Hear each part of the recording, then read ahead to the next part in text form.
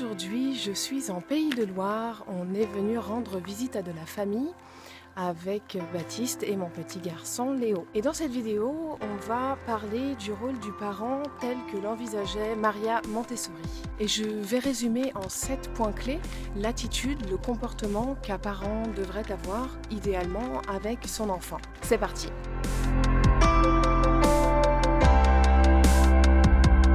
Maria Montessori parlait d'humilité. Nous ne devons pas penser, parce que nous sommes des adultes, que nous sommes supérieurs en quelque sorte à l'enfant.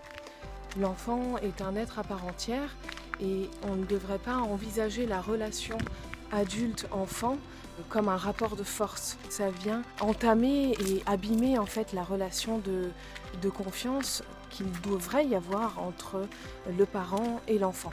Et le deuxième point clé, qui est d'ailleurs peut-être le point principal de la pensée Montessori, c'est que l'adulte doit savoir se mettre en retrait pour laisser faire l'enfant. On ne doit pas se substituer à lui. Souvent, on se rend compte qu'il s'oppose à cette aide. Parfois, il pleure, il s'énerve parce qu'on fait les choses à leur place. Et le petit enfant, il faut bien comprendre qu'il n'a qu'une envie, c'est de faire les choses seul, de devenir autonome. Il a envie de s'habiller tout seul, il a envie de se servir de l'eau tout seul, de faire ses lacets, etc. Et nous, on vient brider un peu ce processus d'apprentissage. On lui envoie le message qu'il n'est pas capable de faire tout seul, qu'on n'a pas confiance en lui.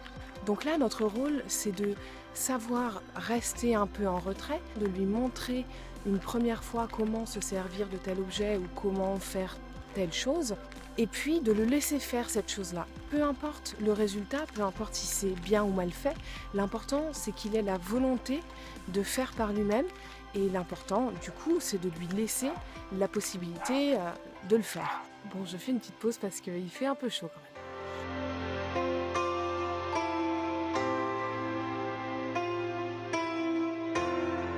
Le troisième point clé du rôle de parent selon la pensée de Maria Montessori, c'est l'observation. Il faut vraiment prendre le temps de regarder, d'observer notre enfant pour savoir dans quelle phase d'apprentissage il se trouve et pour pouvoir répondre à son besoin au moment T. Vous vous apercevez que votre enfant commence à s'intéresser, à prendre sa tasse tout seul pour boire. C'est le moment de lui montrer comment boire tout seul et puis de le laisser faire surtout.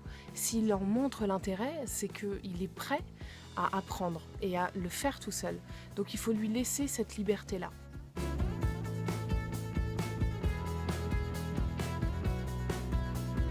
Un autre principe clé à bien garder en tête dans notre rôle de parent, c'est celui d'être sans préjugés, de remettre en cause les idées reçues sur les enfants, sur leur comportement.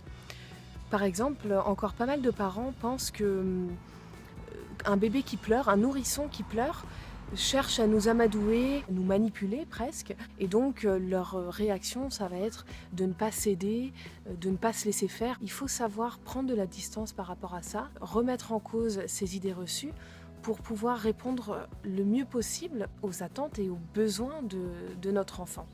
Autre chose d'indispensable à mes yeux, c'est qu'en tant que parents, nous devons essayer de toujours apporter du soutien à nos enfants. Grâce à notre soutien, notre enfant va acquérir une paix intérieure, une sécurité intérieure qui va lui permettre ensuite de se tourner vers l'extérieur avec beaucoup plus de sérénité et d'aller vers ses explorations, vers ses expérimentations sans problème. Le sixième point dont je voulais te parler, c'est que nous devons savoir mettre de côté nos attentes.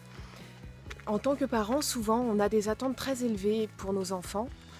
On espère qu'ils vont marcher vite. Dans des livres, on lit souvent qu'à tel âge, il doit savoir s'asseoir, à tel âge, il doit savoir marcher à quatre pattes, à tel autre âge, il doit savoir marcher. On prend ces estimations-là pour argent comptant. On a des attentes qui sont très fortes et on leur met en fait une pression inconsciemment, souvent, mais on leur met une pression sur les épaules et on ne respecte pas leur rythme d'évolution. Eux sentent cette pression et parfois ça peut créer des blocages, des vrais blocages chez les enfants. Et enfin, le septième et dernier point que je voulais aborder avec toi, c'est que le parent doit savoir être calme, savoir baisser son rythme. En tant qu'adulte, on a souvent un rythme qui est très soutenu, très rapide et qui n'est pas du tout adapté à celui d'un bébé. Un bébé a besoin de calme, on fait des gestes qui sont très rapides, souvent à côté de lui ou autour de lui. Or, on sait très bien qu'un enfant reproduit nos gestes et c'est comme ça qu'il apprend, c'est en nous regardant et en nous imitant. Si on fait des gestes qui sont beaucoup trop rapides et qui sont inintelligibles pour lui, il ne va pas pouvoir les comprendre, il ne va pas pouvoir se les approprier et ensuite les répéter. Donc il faut vraiment essayer d'avoir un calme intérieur qui puisse se traduire dans notre comportement et dans nos gestes. Donc voilà selon moi à quoi ressemble le rôle de parent dans l'esprit Montessori. L'idée en tout cas, c'est de permettre à notre enfant d'acquérir son indépendance, sa liberté, de la confiance en lui-même et de l'encourager du coup, développer encore plus sa curiosité et sa volonté de faire les choses, d'aller vers de nouvelles découvertes et de nouvelles explorations.